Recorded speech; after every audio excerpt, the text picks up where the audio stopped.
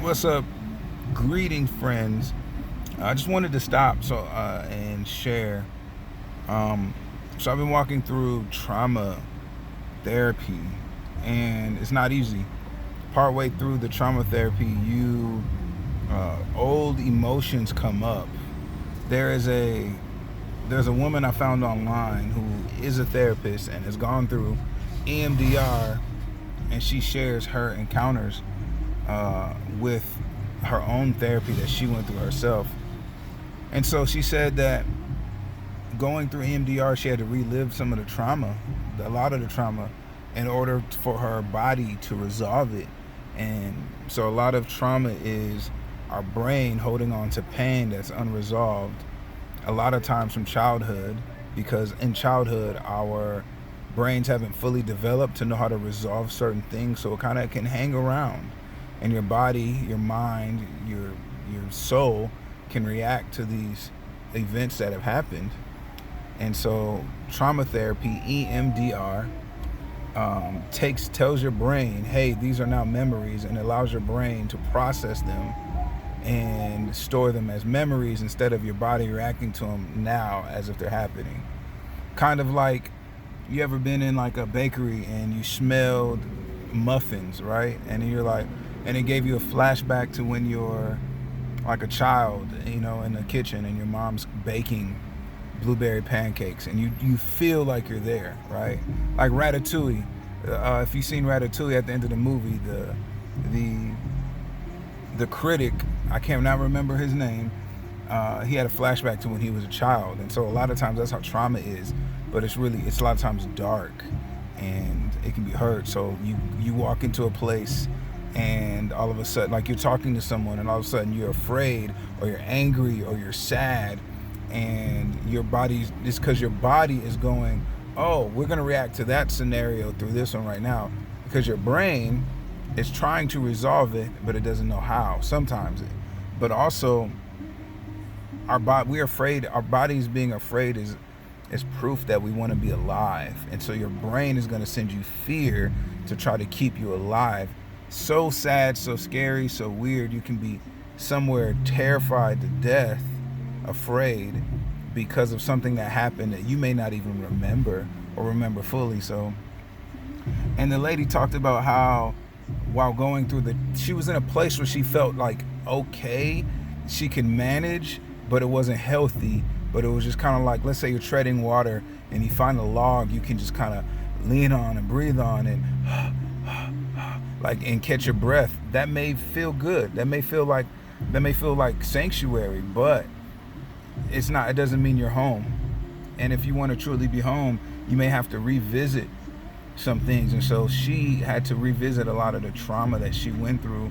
And she said in that process, the trauma that she'd been through, like, it was like living all over again. Her body was processing it and like storing it away, kind of like it's kind of like saying, you're in a library and all the books are put away, but you have a few different books that have pictures in it and words and people's names, and the pages from that book are scattered throughout the library.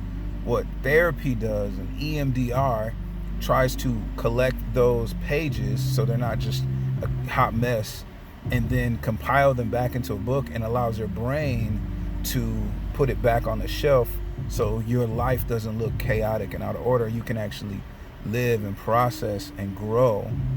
And so as I've been walking through my therapy, one thing she said was, you have to have a security plan. You have to have a safety measure. She was very suicidal, and she was anorexic, and it's because she was raped. Sad to say, horrible. And I don't mean to say that insensitive, but trauma comes from horrific things that we can't say.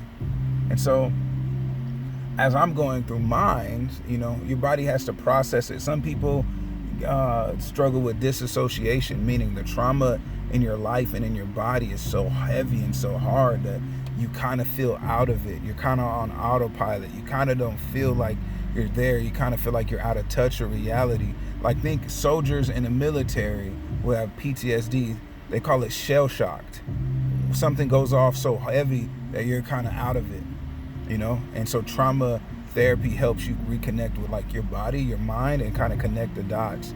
It's known to help. It's known to help. And so for me, this whole video is really me trying to get to the point of like talking about some of the trauma. She said some other things, even my therapist said other things may come up. Other things may come up that we can readdress. And so a lot of times it's writing down your thoughts. A lot of times it's writing down your ideas, writing down your feelings.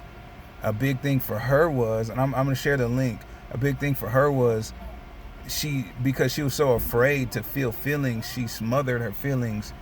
And so she didn't like really share her emotions. She really didn't lean into happiness. She didn't really lean into fear or sadness or joy. And so in life, it was really muted, and she was really robotic, being disassociated.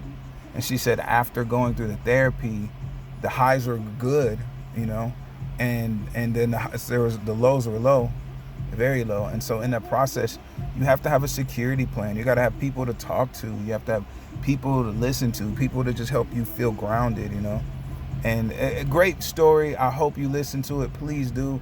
Don't just let this be just what I'm saying about it. I'm walking through therapy myself. One of the things that came up in my therapy session was anxiety with driving and feeling trapped, right? And one of the things with feeling trapped was a few years ago, I was homeless, and I was living in a RV, and I had to sneak into the RV at night. It was in a mechanic's yard, and I had to sneak into the mechanic's yard to sneak into my RV to like hide in there, to sleep, to wake up, to go manage a bank, right? And the whole time having like health issues. You can catch that in some of my other videos, but health issues and electricity in my heart was like sporadic. But what happened before was I went through a really bad breakup. Somebody I was with that I loved kind of was lying about some things that came out, and it ended up in like our unborn child dying. And it was very hard. In that process, our breakup led me being homeless. But I had an RV. I was planning on traveling, and the RV would not start, randomly wouldn't start. And so I'm fixing the RV with a mechanic. And in an RV, the engine is in front of you. It's in the where you're sitting. It's like right next to you while you're driving. And anyways, while we're fixing it, the mechanic, we're starting it and it catches fire. The engine kicks back gasoline and ignites, and the inside of this RV is on fire, and I am in the front seat next to it. It's like your CD players in your car or whatever. You like the armrest in your car being on fire. That means you're on fire. And I'm trying to get out, and it's this campfire next to me, and the door won't open. The door will not open, and I'm trying for like 2 minutes, and the fire is going, and the mechanic's trying to put it out, and the rest, like the whole thing is starting to burn, and I'm like scared. I'm gone. And then I don't know how, but the door just kind of unlatched itself and opened up. Like, that's all I can explain it. And I get out coughing up smoke, and me and the mechanic are trying to put it out because this is all I have. And we're running back and forth so much that you're kind of expecting the engine to blow up, right? And I don't know how that works, but I'm literally like, we're running back and forth, breathing in smoke, getting dizzy, feeling like you're fainting, and finally the firefighters show up. And something told me, like, you were putting out that fire as if like you could have died with it. And I was like, that's really all I had. But honestly, in that portion, I had so much more. I was still a dad. I was a father. I had a job. I just didn't want to be homeless. I've been homeless before. And so the RV is on fire, and the mechanics put it out, and it's sitting in a mechanic's yard, and I'm homeless. So now, mind you, break up, and my child is gone, and anyways, and I'm like sneaking into this mechanic yard, and a lot of like paranoia and fear and trauma, and there was no time to rest. It was just, and I'm trying to start a business and nothing's working. And I remember it getting cold and snowing and being so cold that I felt like I was going to freeze in this shoebox of an RV that was burned. Every day you got to see burned to crawl through and go sleep because you don't have anywhere. But that was one thing, fear, just random fear. And in therapy, that's something we're addressing. Another thing that came up for me in therapy, or even in the between time, my therapist said certain things may come up while you're not at therapy. And so for me, one thing was like feeling very betrayed by my parents.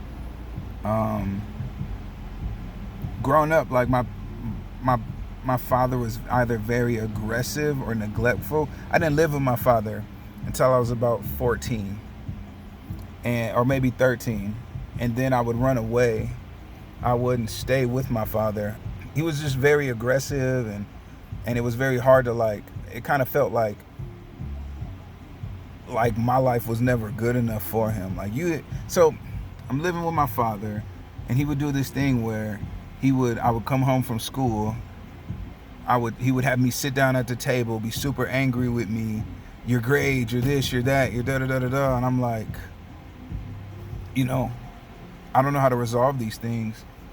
Your grades, you're this, you're that. He'd grill me like this was, like I was on 48 hours and I was a prime suspect, no lie, at a table from 3:30 till 10 p.m.